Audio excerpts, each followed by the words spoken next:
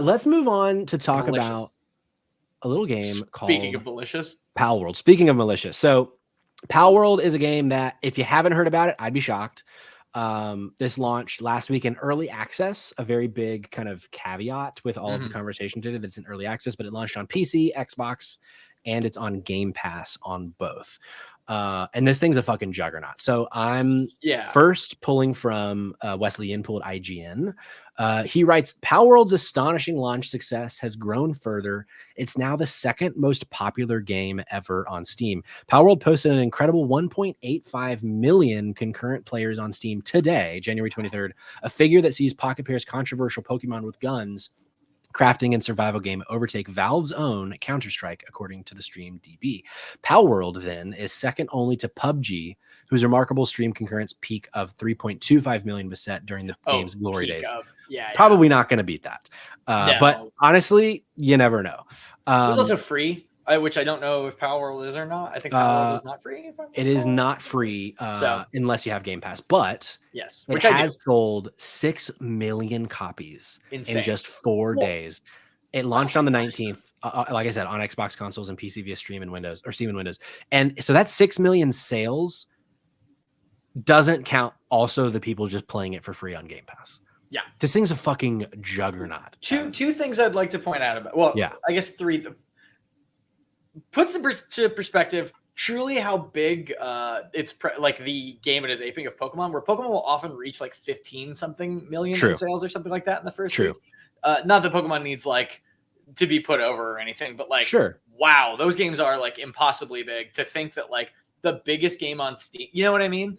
Like, for sure, crazy. Because I think another kind of interesting thing to add to that is when you look at like the big PlayStation games.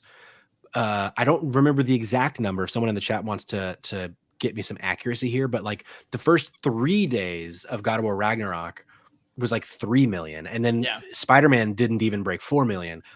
Two of the biggest launches in PlayStation's history. Absolutely, and so that 6 million already within 4 days is insane. Nuts. So before we kind of get into the controversy side of all of this, you've played a little bit, I've played a little bit. How many hours roughly have you put in, and what are your general thoughts so far? 2 to 3. So when I first saw this game on like previewed, I'm a pretty big Pokemon fan. I have a lot of gripes with kind of where the series is at, like most Pokemon fans these days do, which kind of tie into my thoughts on this game. But I saw the trailer for this game, and I was like, I hate this so much on principle, and I'm for sure going to be playing it. Right. Like, like I just knew that despite the fact that I'm like, man, this is just like something a shitty, like cynical 12-year-old would make me like, wouldn't it be funny if Pokemon was guns? Which, it's super lame. I also, as a Pokemon fan, like most of us, really just want a competent, fun, interesting Pokemon game that's matured a little bit with us. It doesn't, I wish it wasn't this like lame, like, what if Pikachu had an AR-15? But like, man, something that's a little more, I don't know, playable, a little more engaging, a little more interesting, a little more action-oriented, perhaps. And from that, I am enjoying it, right? Like something I'm pleased to announce and was pleased to discover is that the guns aspect of it, at least where I'm at, maybe this changes way later, and it probably does like very deep into the game, way oversold. Oversold. I agree. Way oversold. And I've been saying this too, that like if you had swapped the like realistic guns for like Ratchet and Clank, like the Zapamator or something, and you're shooting Pokemon with that, like I'm pretty into that. I think that's pretty cool, you know? Like, I don't know. I'm enjoying the game more than I expected to. I expected to enjoy it a little bit, but like I think some of the designs are pretty charming, even when we'll talk later, I assume.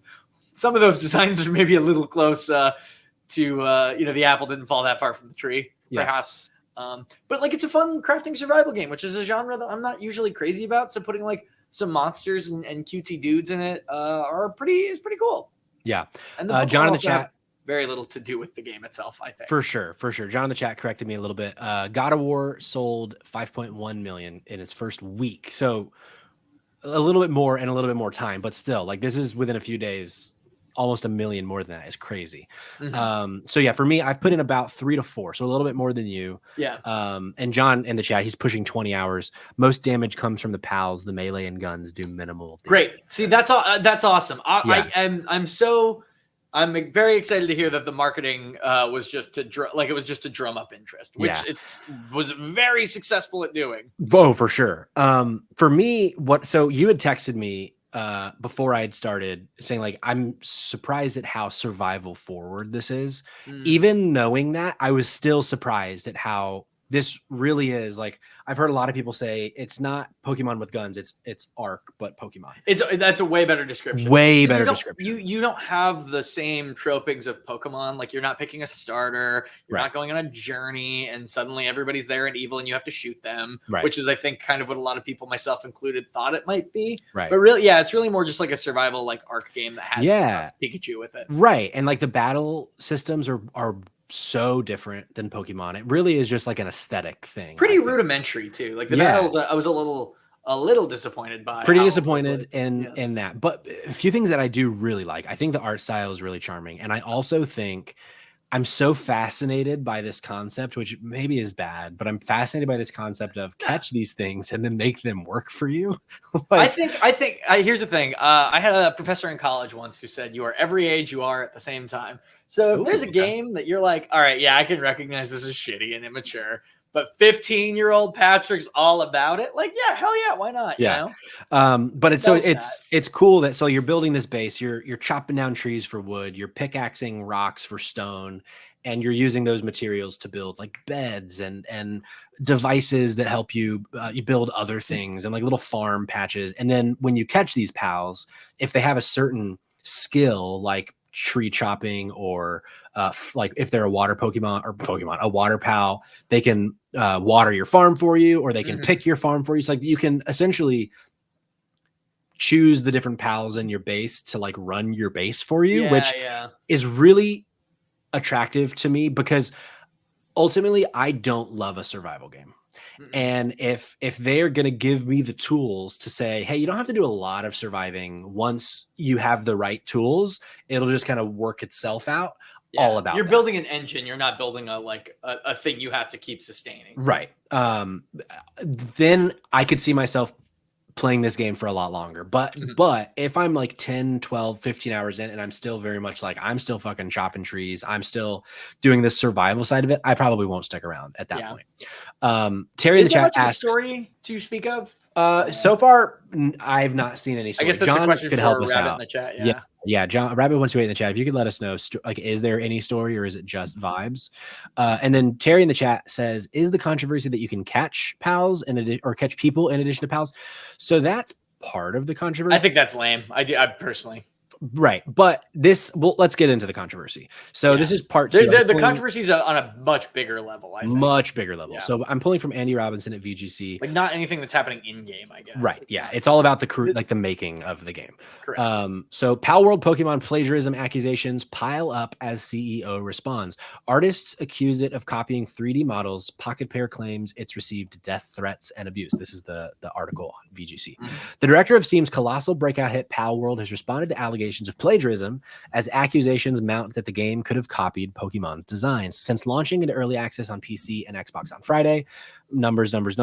However, the survival game's success ignited discourse around perceived similarities between its characters' designs and those of the Pokemon games. Although the actual gameplay of Palworld is vastly different from Nintendo's series, debate has raged on social media around the obvious influence its characters' designs have taken from Pokemon and whether it could be interpreted as plagiarism. The CEO talks about how like we're receiving death threats. That's not cool. I would agree with that. Which is not cool. Even if they did plagiarize this shit, like these are people, don't fucking do that. Don't send death. Also, like if they're plagiarizing it, then the law will get them. Right. You don't have to be Nintendo's, Exactly. And then you don't have to go to bat for the world's biggest media franchise. They are fine. I assure you. And I love Politoad as much as the next guy, probably more. He's fine. Yeah, it's fine. And also I've heard some takes which I seem to align with of like, this game has been out in the ether for months. I'd be pretty shocked if the Pokemon company wasn't already over this with lawyers. but maybe not. But so to continue on the article a little bit, however, the accusations against Palworld took another turn on Sunday when an anonymous X account appeared claiming to show evidence of not just design inspiration, but plagiarism of actual game assets. User Bio posted several videos comparing Palworld's in-game 3D models to those of Pokemon and claimed to show evidence that they were likely copied. While none of the half dozen models compared by the X user appear to be one-to-one copies, they claim to have their proportions that were nearly identical to Pokemon models exported from Switch, Scarlet, and Violet games. And according to two experienced AAA game artists who spoke to VGC, the model comparisons on X are likely evidence that Palworld's character models were indeed based on Pokemon assets. One of them said, quote, "You cannot in any way accidentally get the same proportions on multiple models from another game without ripping them, or at the very least, tracing them meticulously first. I would stand in court to testify as an expert on this." So like there are certainly experts in this field being like, hey, this is certainly plagiarism. Yeah. But yeah, I don't know. I think, copyright law is such a fickle thing. I'm not going to sit here and say I'm an expert in any stretch of the imagination. You can. I'm an expert. That's why I'm here on the show as the show's legal expert, as the Spotlight Games lawyer. Yes, we're bringing in legal counsel. Yes, Evan Brando. But I bill for every episode just in case I'm needed. Exactly. From what I'm reading from some lawyer voices out there, it doesn't seem like there will be a lot that they can do unless they can prove that they just straight up stole from the game. That is its own thing. Thoughts on this are suing someone over, like, some of these Pokemon or these pals look like they are blatantly ripped off of Pokemon. I feel like it would set a pretty dangerous precedent. Unless there is, like, again, we're taking the exact models and the exact things that were right. Like, that's a different thing. We're setting a pretty dangerous precedent if we let Pokemon or whatever say, well, that looks an awful lot like our thing. It's not our thing, but it looks an awful lot like ours. Shut it down. And it's like, I feel like that would be horrible, because then where's the line, right? Right. Like, and that becomes objective, and I am not comfortable with that at all, personally. Agreed. And also, legal team. Right. Thank you, legal counsel, Evan Brando. And also the other kind of part of it that this article doesn't go into is that there's concerns that some of these were that, they stole the assets and then threw them into AI and AI gave them back. Right. That's the other part. Which, if that's the case, it's not a copyright issue, because you can't copyright anything created in AI. So it's like, I just don't see the legal ramification of it either way. Like the only, I think, monetary thing that could happen is if people are like, on a moral ground, I'm not going to play a game because of AI. Which is fine. You as the consumer, that is totally your right. And if I'm not totally opposed to people saying, hey, I don't really want to support an AI project. For sure. Terry in the chat asks an interesting question. Would it be safe to categorize this as parody? Aren't there protections for that? There are. I watched a video. There's a channel called MinMax. They have a lawyer on their staff. Much like you, much like Spotlight Games. Much like us with Evan right here. Okay, right. And I watched that video, which was really interesting. And she talked about the four kind of things that go into copyright law and how you can sue and things like that. And one of the things that she talked about was parody. And she essentially was like, there's no way that you could make the argument that this is parody, because parody has to be a pretty direct send up, right? It has to be you have to be saying it's Pikachu and we are critiquing the thing. Exactly. Right? Because I remember when I was having to in law school.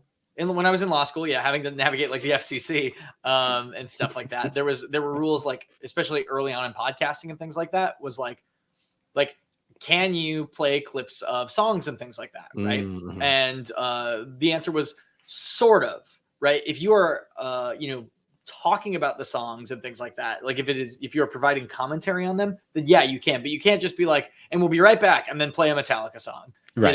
That would be illegal without commenting on hey, who is this? You're not adding something to it. So much like that, I think parody law has to acknowledge that it is, it has to be pretty beyond a shadow of a doubt that hey, this is Pokemon. When Mad Magazine makes, I don't know, Pikachu or Piscachu or whatever. Yeah. It's oh yeah, that's clearly Pikachu that is now pissing. right? It's not like right. So or the easy example is Spaceballs, like with Darth Helmet. Like I like Pikachu personally. Pikachu is pretty good. And it's more relevant to this conversation. But yes, I think Spaceballs is a great example. I think I'm so fascinated to see where this all lands, because we've never really seen anything to this level and B to this degree on such a grand scale. Because and like what you had said, you used the word precedent, like that. If this does end up going a legal route, that's going to be so fascinating. If this ends up setting like a precedent for AI law or copyright law, like I don't know that it'll get to that point, but it'd be really fascinating if fucking Palworld set legal precedents. There's tons of like things like Palworld out there. Palworld is certainly not the first of its kind. I mean, even like Minecraft mods, right? Have like there's tons of Pokemon things you can do in that, right? But this is just, it's never been at this size, level, whatever, popularity before. So like that's really what's going to spur the conversation, I think. Yeah. Like these numbers are historic and can't really be ignored. So like Nintendo is going to have to respond somehow, right? Whether that is in the court of law or saying, hey, this is cool, we're not doing anything about it. Like, which I think is what ultimately they're going to have to do. Yeah. Even if they had any interest in suing, which I doubt. I doubt they do. But there's also another interesting piece of it where if Pokemon were to see profit loss because of this, and if they I mean, that's the tricky part. If they could prove attest it, if they could prove that Palworld cost them sales, then they could certainly take legal action. Sure, but like I think Palworld kind of releasing the right now, like might even be strategic, because we are in a Pokemon drought right now. DLC came out a few months ago, and we have no new Pokemon games on the horizon. So I probably not this year. Probably not this year. I'd be shocked. Maybe towards the end of the year. I wouldn't be surprised if we got some sort of. Do you think, to kind of wrap this conversation up with Pokemon, do you think if we do get Switch 2 this year, they might launch with like a Hey You Pikachu? That's probably this is most likely. My prediction is we're going to get Switch 2, and it's maybe going to be not a launch title, but like shortly after launch title, it's going to be a new Pokemon thing, whatever. Cool. I don't think it's going to be a new generation. I think it's going to be closer to like a Hey You Pikachu, Hey You Eevee, or maybe an Arceus like side game. I don't know. But it's Hey You Pikachu, but in the Johto world. Yeah, or Let's Go Pikachu. Hey You Pikachu was the N64 one with the where you were the voice of God and you yelled at Pikachu to do things. Let's Go Johto. You have no idea how bad I would be into that. I think they'd probably do it differently because the like Pokemon Go thing is kind of faded. Sure. But we'll see. Only one way to find out, and that's to wait, Evan.